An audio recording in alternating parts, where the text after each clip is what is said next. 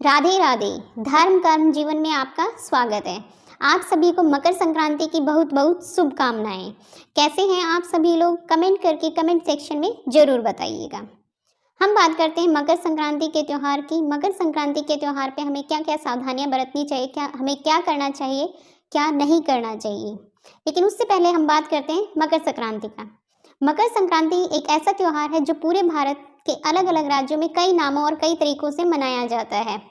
मकर संक्रांति का त्यौहार पूरे देश में बड़े ही उल्लास व खुशी के साथ मनाया जाता है। उत्तर भारत में इसे मकर संक्रांति कहा जाता है, तो यही तमिलनाडु में पोंगल के नाम से जाना जाता है, जबकि गुजरात में इसे उत्तरायण कहते हैं, असम में इसे मागी बिहू कहते हैं और कर्नाटक में सुग्गी हब्बा, तो केरल में इसे मकर विकलू भी कहा जाता है।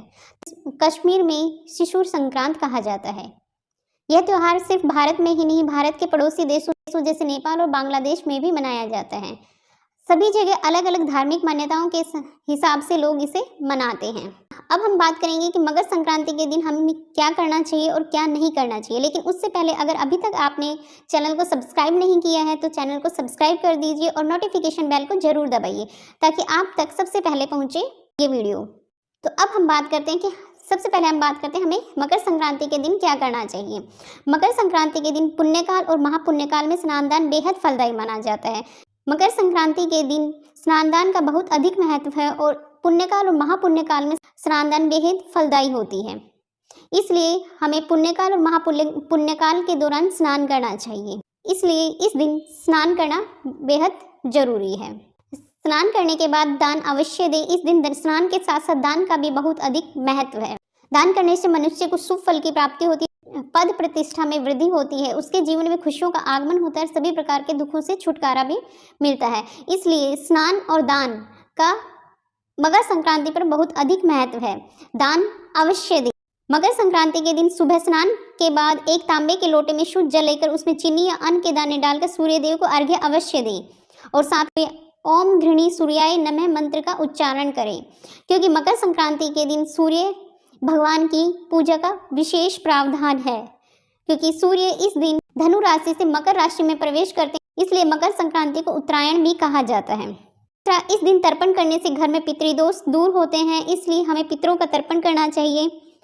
पवित्र नदियों में स्नान करने से पापों से मुक्ति मिलती है और मोक्ष की प्राप्ति होती है, इसलिए हमें पवित्र नदियों जैसे गंगा यमुना आदि में स्नान करना चाहिए। अगर ऐसा संभव नहीं है तो आप घर में ही ताजे जल में गंगा जल मिलाकर स्नान कर सकते हैं। ध्यान रहे कि आप गर्म जल में गंगा जल का प्रयोग न करें और अपने घर और आसपास की सफाई अवश्य करें।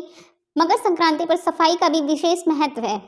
अपने घर आसपास, घर आंगन, घर के मुख्य द्वार के आसपास सफाई अवश्य करें। नंबर 5, गाय को रोटी गुड़ और अन्न खिलाएं। मकर संक्रांति के दिन बेजुबान जानवरों, पशु पक्षियों को भोजन खिलाएं, इससे आपको पुण्य की प्राप्ति होती है।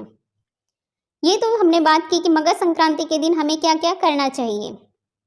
अब हम बात करते हैं मकर संक्रांति के दिन क्या नहीं करना चाहिए। कुछ ऐसी विशेष बातें हैं जिनका हमें ध्यान रखना चाहिए कि मकर संक्रांति के दिन वो हम ना करें। नंबर 1, इस दिन बिना स्नान किए ना रहें। इस दिन किसी गरीब को घर से खाली हाथ ना जाने दें। आप अपनी श्रद्धा के अनुसार उसे अवश्य कुछ न कुछ देकर विदा करें, क्योंकि स्नान के साथ साथ दान का भी विशेष महत्व है। बिना स्नान किए अन्न ग्रहण नहीं करना चाहिए और इस दिन पेड़ों की कटाई छटाई भी ना करें, चाहे घर के अंदर हो या घर के बाहर हो। मकर संक्रांति के दिन रात का बचा हुआ या बासी भोजन ना खुद खाएं, ना ही किसी भिक्षुक को दें और इस किसी भी प्रकार का नशा नहीं करना चाहिए। शुद्ध और सात्विक मन से भगवान की पूजा और प्रार्थना करनी चाहिए। इस दिन सभी को आपस में मिलजुल कर रहना चाहिए, आपस में लड़ाई झगड़ा नहीं करना चाहिए और भाईचारे के साथ रहना चाहिए। ये थी कुछ विशेष बातें जिसका हमें ध्यान रखना चाहिए और जितना संभव हो सके किसी गरीब की आप मदद अवश्य करें, इससे आपको पुण्य की प्राप्ति होगी। ये थी कुछ बातें जिनका हमें विशेष ध्यान रखना चाहिए मकर संक्रांति के दिन। ये थी जानकारी मकर संक्रांति के दिन हमें क्या करना चाहिए और क्या नहीं करना चाहिए। अगर जानकारी अच्छी लगी हो तो वीडियो को लाइक कीजिए, शेयर कीजिए और चैनल को सब्सक्राइब जरूर कीजिएगा। धन्यवाद।